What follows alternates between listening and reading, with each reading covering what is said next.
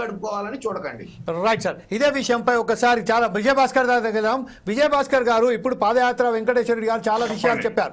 ఆ విషయం ఏంటంటే ప్రస్తుతం బనకచెర్ల అనేది అది వస్తుందా రాదా తర్వాత ముచ్చట, కానీ చంద్రబాబు నాయుడు మాత్రం ఈ విషయంలో ఒక్క నిమిషం అండి, వాయిస్ బాగా బ్రేక్ అవుతుంది, బాగా డిస్టర్బెన్స్ గా ఉంది. చాలా సార్ బాగా PCR can you check the voice? Yeah, please check the voice and just అంటే విజయభాస్కర్ గారు వాయిసే బాగోలా, మీరు మాట్లాడేది బాగా అనిపిస్తుంది.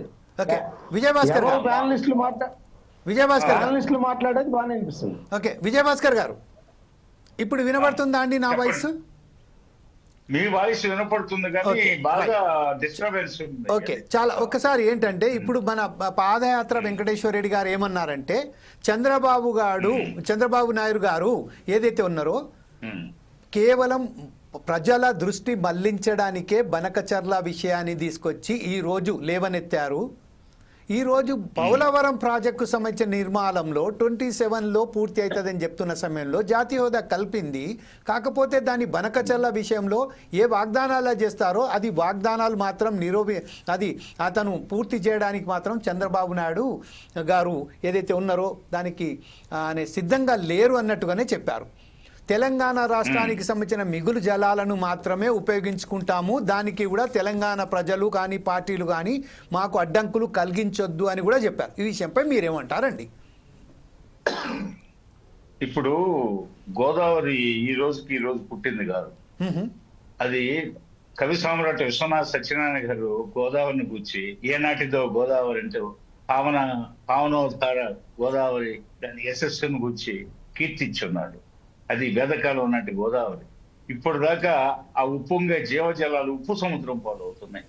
ఇప్పటికైనా కళ్ళు తెరిచి పోతే ఇప్పుడు ఈ జలాలన్నీ వృధాగా పోతున్నాయని చెప్పేసి ఆడ కరువు పీడిత క్షామ పీడిత ప్రాంతమైన రాయలసీమని ఈ విధంగా ఆదుకుందామనే ఉద్దేశంతో ఆ బనకచెర్ల అనే ప్రాజెక్టు నిర్మాణాన్ని సంకల్పించడం జరిగింది. దానికి తెలంగాణ ప్రాంతంలో రాజకీయ పార్టీల మధ్య ఉన్న అంతర్గత విభేదాలని వాళ్ళు ఈ బనకచెర్ల ప్రాజెక్టుని కేంద్రంగా తీసుకొని ఇప్పుడు ఆ బనకచెర్ల ప్రాజెక్టే కేంద్ర బిందువు అయింది తెలంగాణ రాజకీయాలకి. మేము తక్కువ కాదని ఎవరు వాళ్ళు పోటాపోటీగా ఆ సెంటిమెంట్ రగిలిస్తున్నారు. ఎంతకాలం ఈ సెంటిమెంట్ రగిలిస్తారు? ప్రజలంత అమాయకులు కాదు.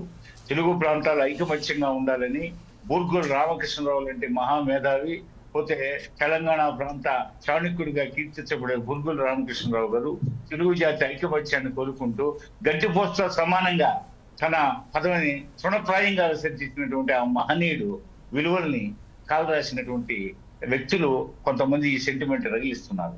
అదేవిధంగా పివి నరసింహారావు గారు తెలుగు ప్రజల సమైక్యతను కోరుకున్నాడు. అదేవిధంగా మాడపాటి హనుమంతరావు గారు పితామహుడు, మరి ఆయన సమైక్యతను కోరుకున్నాడు. సురవరం ప్రతాప్ రెడ్డి గారు ఆంధ్రుల సాంఘిక చరిత్ర అని చెప్పేసి గొప్ప గ్రంథం రాశాడు. తెలుగు ప్రజల సమైక్యతను కోరుకున్న మహనీయుల ఆశయాలకి చూట్లు పొడిచి సెంటిమెంట్ రగిలించి తెలుగు ప్రజల మధ్య విద్వేషాలని రగిల్చి తెలంగాణ రాష్ట్రం సాధించుకున్న దానికి మేమేం బాధపడడం లేదు. రాష్ట్రం విభజితమైంది, దానికోసం కాదు. తెలుగు ప్రాంతం అంతా తెలుగు ప్రజలంతా అన్యోన్యంగా జీవించాలని చెప్పి సామరస్యంతో జీవించాలని చెప్పి అక్షర క్రమంలోనే కాదు పోతే మొత్తం యావత్ భారతదేశంలో మనం ఒకనాటి ఆంధ్రప్రదేశ్ పౌరులుగా మనం ఉభయ రాష్ట్రాల్లోనూ నంబర్ 1 గా ఉండాలని చెప్పి కీర్తి కాంక్షతోనే ఆనాడు ఎన్టీ రామారావు గారు తెలుగుదేశం పార్టీని తెలంగాణ నడిబొడ్డు ఆంధ్రప్రదేశ్ నడిబొడ్డు హైదరాబాద్ నగరంలో పార్టీని స్థాపించాడు. మాది 2 కళ్ళ సిద్ధాంతం అని చెప్తారు, ఇదంతా బోగస్ అని చెప్పేసి. మీకు మీరు అనుకుంటే ఎట్లా తెలుగుదేశం పార్టీకి ఒక నిర్మాణాత్మకమైన ఆశయాలు ఉన్నాయి, పునాదులు ఉన్నాయి. మేము జాతీయ దృక్పథం కలిగిన పెద్ద ప్రాంతీయ పార్టీ ఇది. పోతే అంతర్జాతీయంగా కూడా మేము పార్టీల విషయం కాదు సార్. ఇప్పుడు ప్రస్తుతం ఏదైతే ఉన్నదో తెలంగాణ సాధించడానికి కానీ తెలంగాణ ఏర్పాటు చేయడానికి బనకచెర్ల విషయం మీద మాట్లాడారు.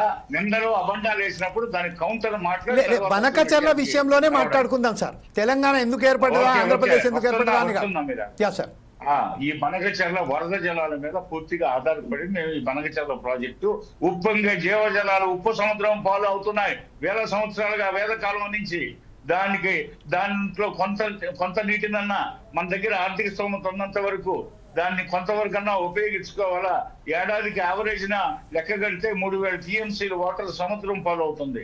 ఒక సంవత్సరం అయితే 6000 టీఎంసీలు వృధా అయింది. ఒక సంవత్సరం 3400 టీఎంసీలు, 3000 టీఎంసీలు, 2800 టీఎంసీలు, యావరేజ్ 3000 టీఎంసీలు కంటే వృధాగా సముద్రం పాలవుతుంది. మరి బనకచెర్ల మీద ప్రాజెక్ట్ అనగానే కందిరీగల్లాగా తేనె తీగల్లాగా చుట్టుముట్టి కాకి గోల చేస్తా ఉన్నారు అందరూ. ఎందుకు ఇది అంత భయం? వరద జలాలేమో ఉప్పు సముద్రం పాలు కావచ్చు. చంద్రబాబు నాయుడు గారు బనకచెర్ల ప్రాజెక్ట్ అనగానే ఎందుకు ఈ గోల? వేల సంవత్సరాలుగా ఈ ఉప్పొంగే జీవజలాలు ఉప్పు సముద్రం పాలు అవుతున్నాయి. దానికి అడ్డుకట్ట వేయడానికి కొంతన్నా ఉపయోగించుకోవాలా. రాయలసీమకి దాహార్తిని, సాగునీటి అవసరాన్ని, రాయలసీమ పారిశ్రామిక అవసరాన్ని, రాయలసీమ ప్రాంతంలో 430 మెగావాట్ల విద్యుత్ ఉత్పత్తిని, అదేవిధంగా 80 లక్షల మందికి సాగునీటిని, అదేవిధంగా 12,40,000 ఎకరాలకి సాగునీటిని, అదేవిధంగా సుమారు 20 లక్షల ఎకరాలకి స్థిరీకరణ కోసం పోతే, అదేవిధంగా ఏడాదికి 12 లక్షల కోట్ల 296 కోట్ల సంపదని సృష్టించడానికి ఏర్పాటు చేయబడుతున్న బహుళాంతక సాధక ప్రాజెక్టు నిర్మాణాన్ని చూసి ఎందుకు అసూయపడుతున్నారు? ఎందుకు గంగవెల్లుతున్నారు? ఎందుకు గొగ్గలు పెడుతున్నారు? ఇది కరెక్ట్ కాదు. ఇది తెలంగాణ సమాజంలో ఉన్నటువంటి రాజకీయ పార్టీలు, బీఆర్ఎస్ పోతే కాంగ్రెస్, అంటే వీళ్ళు జాతీయ పార్టీలని అధికారంలో కోరుకున్నాం తెలంగాణ ప్రాంతానికి, ప్రాంతీయ పార్టీలు తెలుగుదేశాన్ని చులకనగా చూడడం అన్నమాట. మరి ఉప్పంగా జీవజలాలు ఉప్పు సముద్రం పాలు కావాలా, లేకపోతే రాయలసీమ దాహార్తిని, సాగునీటి అవసరాన్ని, పారిశ్రామిక అవసరాన్ని రాయలసీమ ప్రాజెక్టు ద్వారా 12,296 కోట్ల సెల్ఫ్ రిలయన్స్ ప్రాజెక్టు గా తీర్చిదిద్దే పరిస్థితుల్ని కాదని చెప్పేసి మీరు అసూయతో ఈ విధంగా సెంటిమెంట్ రగిల్చి లబ్ధి పొందాలని చూడడం న్యాయమని చెప్పేసి నేను ఈ సందర్భంగా ప్రశ్నిస్తున్నాను. ఓకే, ఇదే విషయంపై మనం ఒకసారి మస్తాన్ రావు గారి దగ్గరికి వెళ్దాం. మస్తాన్ రావు గారు, ఏ విషయం అయితే